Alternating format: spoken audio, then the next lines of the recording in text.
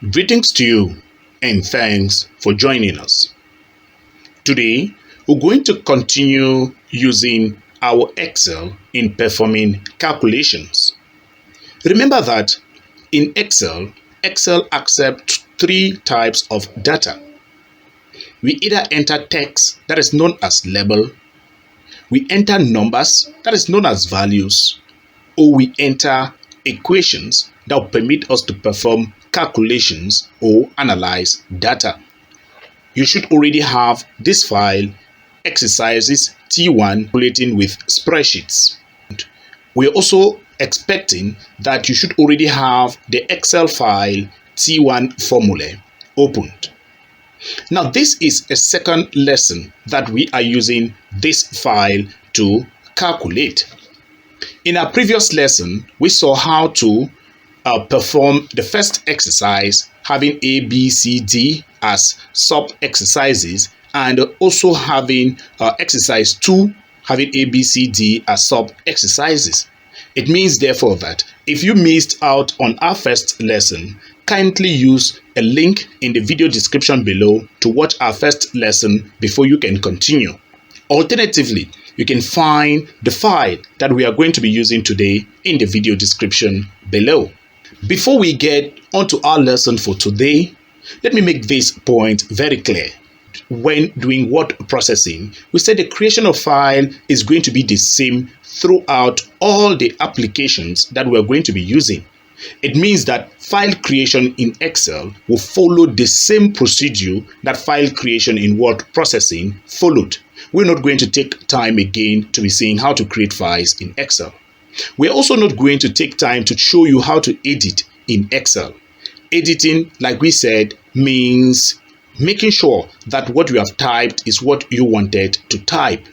I've given you a brief description of how an Excel workbook looks like, and that should permit you to be able to create Excel files, to be able to edit Excel files, and to also be able to format Excel files. Remember, formatting will permit you to arrange your work such that it looks good. Without any waste of time, let's get onto our PC. Now on our PC, this is the file we're going to be using for today. The file we'll be using is known as the T1 formula. The T1 formula L2. Now, everybody should be having this file ready. If you missed out during our first lesson, then you have to find this file in the video description below. For you to be sure that you are using the file that we are to use in this exercise, please make sure that you check out the Others tab. On the Others tab in cell G3, you should have OK. Check out to be sure that in cell G3 you have OK. Now again, check out the Sandwiches tab. On the Sandwiches tab in cell H18, from H18 to H24, you should have OK running there. If you have OK in all of these cells, then you are sure that you are using the file that we are going to be working on today. Alternatively, if your file is not up to date, if your file is not having the OKs there, please find the file that we are going to be using today that contain the OKs in the video description below. You can download this file and use. Now let's go ahead and see our exercises that we'll be performing today. We are going to continue using the file, the PDF file, exercises T1, calculating with spreadsheets. We have already handled question 1. We have handled exercise 2. Now let's get on to exercise 3. Exercise 3 requires that we should switch to the Accounts tab. When we switch to the Account tab, the first thing that we should do is that in cell D2, we should create a simple formula that will deduct the debit from the credit to give a total cash flow for January. Now let's check out that. On our spreadsheet, we see that we have an account sheet here. On this account sheet, we have the month January. We have the credits for the month January, and then we have the debits for the month of January. Then we are asked now to calculate the cash flow. This you should obviously understand.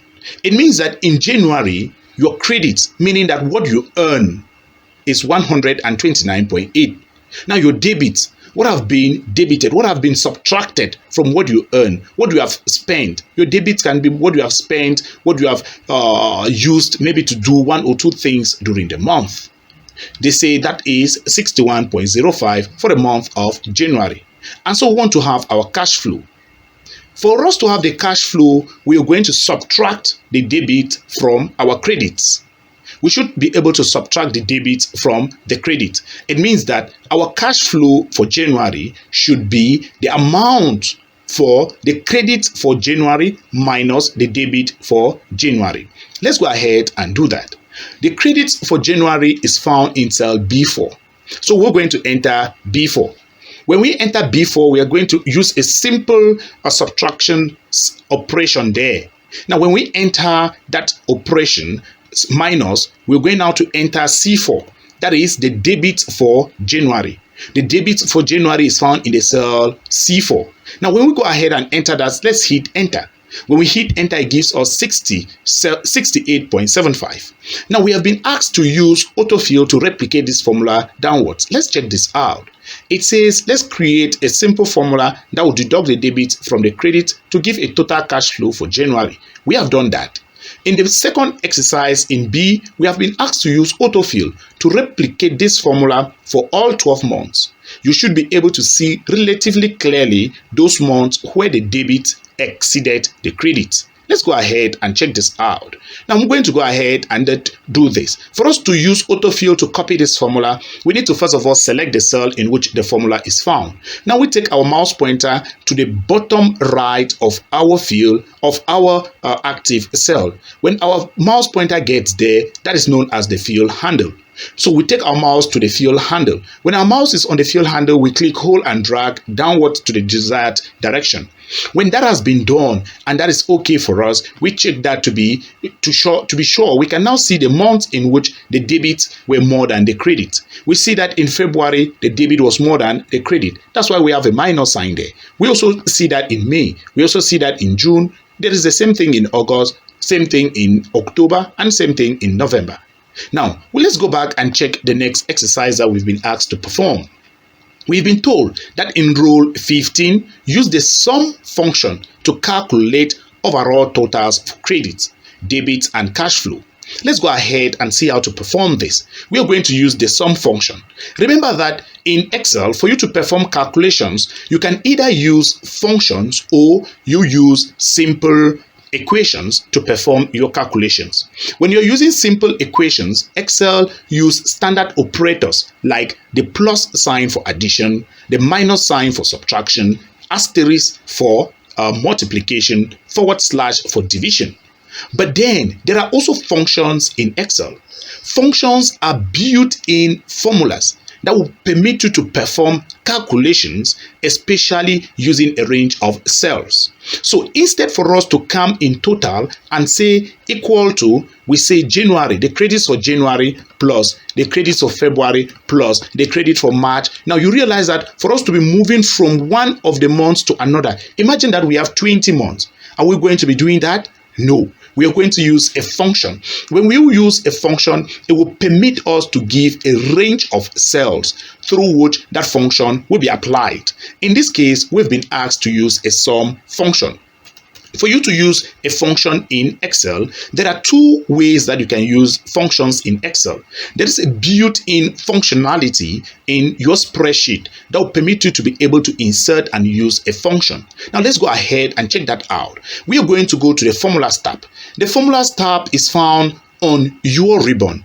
Go back to your ribbon. When you are on your ribbon, kindly check out the Formulas tab. When your mouse pointer, when the cell in which you want the equation to enter, where you want the function to enter, when it is active, go to the Formulas tab and hit on Formulas. When you hit on Formulas, the very first tool is the Insert Function tool. With this Insert Function tool, it will permit you to work with formula in the current cell, in the cell in which you have selected, and you can easily pick functions to use and get help on how to fill out the input values. Let's hit on this insert function. When we hit on this insert function, an insert function dialog will open. On this insert function dialog, you can search for any function that you desire to use. Now we have been told here to use the sum function. Now let me enter sum range of cells. Let me just enter here that I want to sum a range of cells. Range of cells. When I hit that, I can click on go. When I click on go, it gives me 3 different possible functions that I can use to sum a range of cells. It gives me the sum function. It gives me the sum if function. It gives me the sum ifs function. Now, when I click on each of these functions, there is a brief description of what that function can do below. It says it adds all the numbers in a range of cells. And when I take out, look at the sum if function, it says it adds the cells specified by a given condition or criteria. Now we are going to see all of these conditional functions in future. We've been asked to use a simple sum function. I can go ahead and hit on sum here. When I hit on sum, I take OK. When I click on OK, it opens the function arguments dialog. When the function arguments dialog opens, we now have to give a range of cells. For us to give a range of cells, you need to use the colon notation. With the colon notation, you give the first cell and the last cell.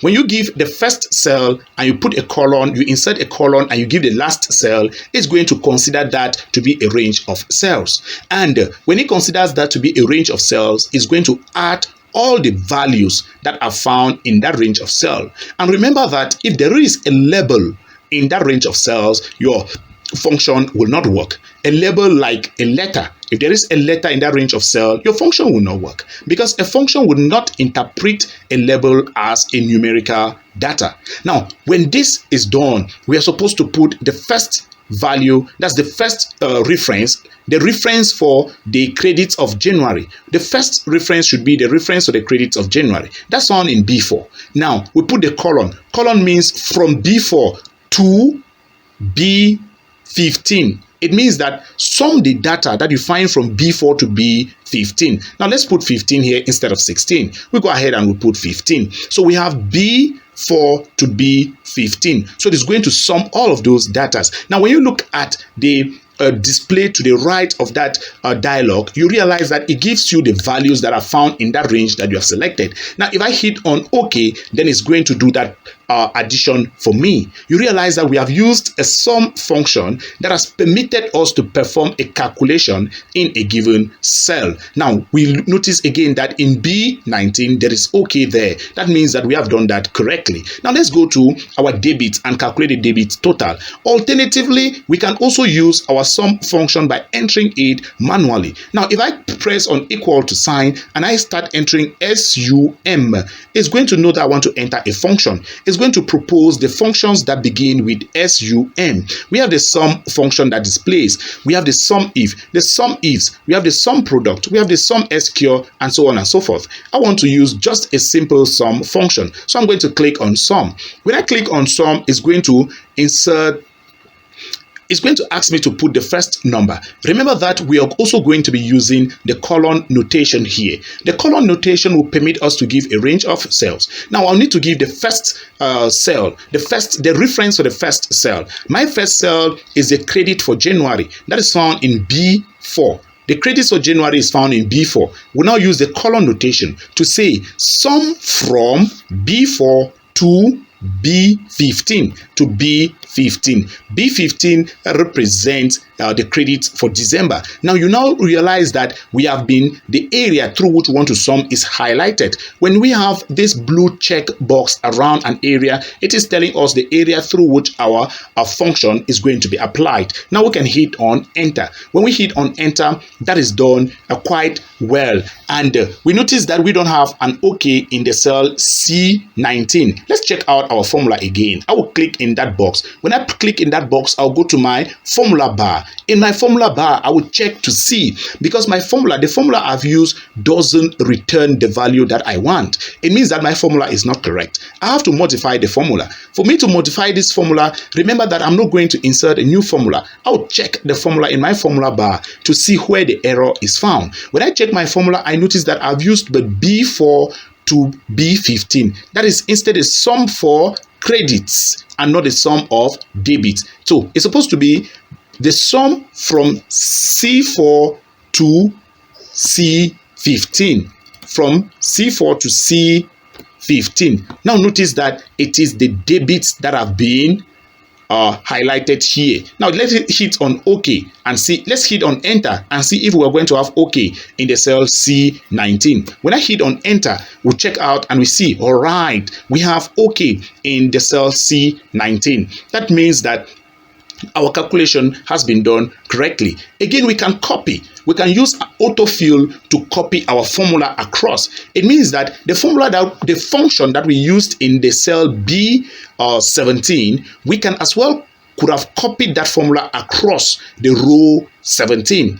And we can as well copy this formula that we have used in C17. We can copy it across to D17. Remember that for us to copy a formula, we need to take our mouse pointer to the fill handle. The fill handle is found to the bottom right of our active cell. We click, hold, and drag. When we drag, it copies the formula across. Now let's check that out. We see that we have OK in the cell D18. It means that the formula that we have copied has helped us. Notice that it is efficient enough for us to copy formulas using the fill handle. Now let's go back to our PDF and see the next exercise that we've been asked to use.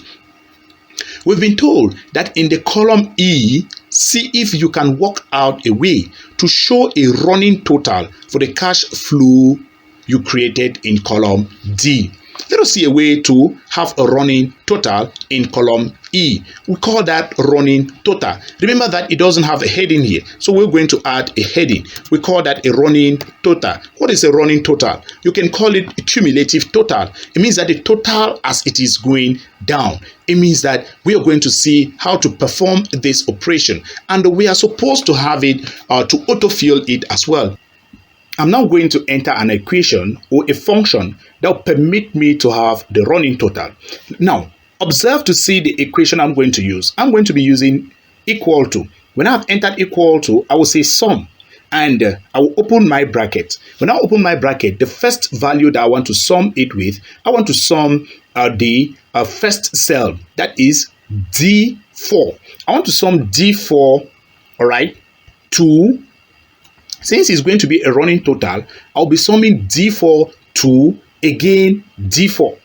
It means that for the first cell, for the first running total in E4, I'm going to have from D4 to D4. Now, when I hit on enter, now what happens is that when I use my autofill handle here, the result for E4 is correct. But then when I use my running total, when I use my autofill to have the running total for the other months, it will not be correct. It will not be correct because let us check out the equation that we'll have in the cell E15. In the cell E15, I'm going to have the sum function summing from D15 to D15. That means still giving me only the sum of, giving me just the cash flow, and that is not a running total. Now let us see how we have a running total in Excel. I'm going to hit on the undo button. When I hit on the undo button, in the cell E4, I'm going to modify the equation that I have in that cell. How am I going to modify this equation? I'm going to make sure that there is a fixed reference in that cell, because in Excel makes use of absolute references and relative references. So we're going to make use of an absolute reference here. An absolute reference is a reference that does not change, while a relative reference is a reference that changes with respect to its position in the worksheet. Now let's check this out. In E4, our equation is sum D4 to D4. Now, if I autofill this equation and go with it along the row, in the cell I4, notice that my equation changes from H4 to H4. It means that the column changes as I autofill along the row. Now, if I also autofill downwards, that is within a column, the row number will be changing. So what we are going to do is that we're going to use absolute reference here. So such that when we will change, when we autofill downwards like this, the row will be changing for one of our reference, but will not be changing for the other reference. Such that when we reach in cell E15, there should still be D4 4 in our formula. Let us hit undo again and see what to do. In this formula, I'm going to insert a sign. There is a sign on your keyboard. We call that sign the dollar sign. And how are we going to insert the dollar sign? Let me bring up the on-screen keyboard such that we see how to insert that dollar mark in our equation. The dollar mark in your equation will permit you to use an absolute reference. The absolute reference will permit you to calculate running totals in your Excel. You're going to have a lot of examples that if you don't use the absolute reference, you will not come out there. Look at this is the dollar mark here. The dollar mark is found on the key with 4 on it. So I'm going to hit on the shift button before I press 4. So I want that dollar mark to enter before D. So since I want the dollar mark to enter before D, I'll put my mouse cursor before D in my formula bar. I'll take my mouse cursor again and put before 4 in my formula bar and also insert a dollar mark there. Now, when I have the dollar mark before D and before 4, that therefore translate, I can now close my on-screen keyboard. That now translate to the fact that, remember that the result in the cell E4 has not changed, but then it is going to help us when we autofill. If you don't do that, you have difficulties with autofill. Now, if I autofill my formula along a row, when we are expecting that obviously D should be changing because we are moving across columns, we would go to H, you realize that the first reference remains D4. That is because we used the dollar mark. That is the advantage of using the dollar mark. But look at the second reference. The second reference changes from D4 to G4. That is, of course, why we used the dollar mark. Now, we are going now to fill downwards. And when we autofill downward, check out that. Check out the E19 cell. It gives us OK. That is to say our cumulative total has been done properly. And that is exactly how you use, that's the way you use the sum function to give a cumulative total. Take note of the dollar mark that permits you to have a fixed reference in your function. Right. Okay. Thanks very much. And we hope that you have learned something today. We have spoken about how to use simple formulas in Excel. And we have said that in Excel, you can enter your own formula, and as well as you can use in built-in functions that are available in Excel. Also remember that we say for you to use these built-in functions, you're going to use the Formulas tab. On the Formulas tab, go ahead and use the Insert a Function tool. The Insert Function tool will permit you to be able to insert a function. When you use the Insert Function tool, the Insert Function dialog will open. The Insert Function dialog will permit you to enter a function that you use in your spreadsheet. Please go ahead and try to use the Insert function to enter the sum function. Then also remember that when we are using cell references, remember that we have said in our calculations, we can enter the content of a cell as well as we can use the reference of that cell. And we have said that using the reference of that cell is better than using the content of that cell. And that helps you when you are going to copy that formula across. Then again, we say that when you are using the reference of a cell, there are two types of references. There is the absolute reference and there is also the relative reference. The absolute reference is a reference that does not change. And so in your formula, a part of your formula may need to be absolute, while another part would need to be relative. Please go ahead and try this. Try this and make sure that on your accounts tab, you are able to perform the calculations on the account tab that will give you OK in the row 19. If you have OK in the row 19, then you know that you have done this exercise very well. In our subsequent lesson, in our next lesson, we're going to handle the energy cost tab.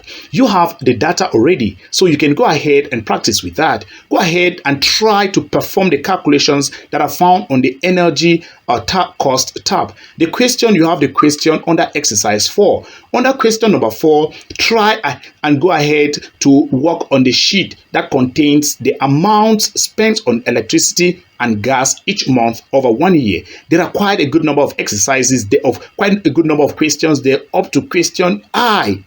Go ahead and do that and make sure that you enjoy working on Excel. Excel can be fun, you know. Thanks very much for watching, and be sure to subscribe to our channel. Please hit the subscribe button so you don't miss educative content like this one in the future. Thanks very much.